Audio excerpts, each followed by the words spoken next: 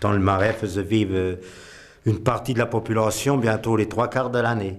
Ceux qui n'avaient pas des prêts à eux, ils payaient tant à la tête de bête, payaient tant pour une vache, même une chèvre, même à l'époque, je crois que ceux qui avaient des oies, ils faisaient payer pour que les oies aillent pocager dans les trous, dans le Marais.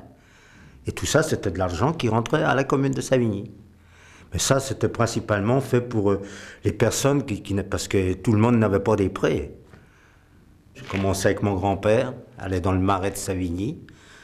Il y avait du poisson pratiquement bientôt toute l'année.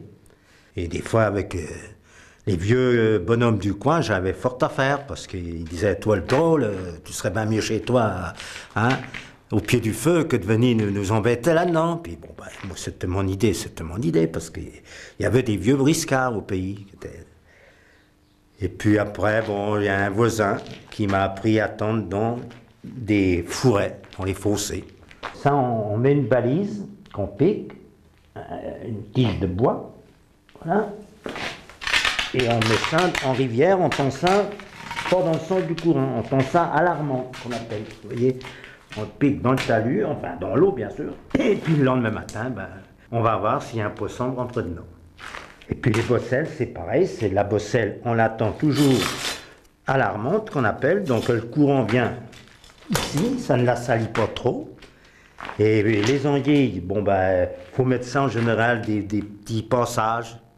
On le temps, ce que c'était bien, c'était les bordures, parce que les vaches allaient en bordure de rivière, elles faisaient des petits sentiers.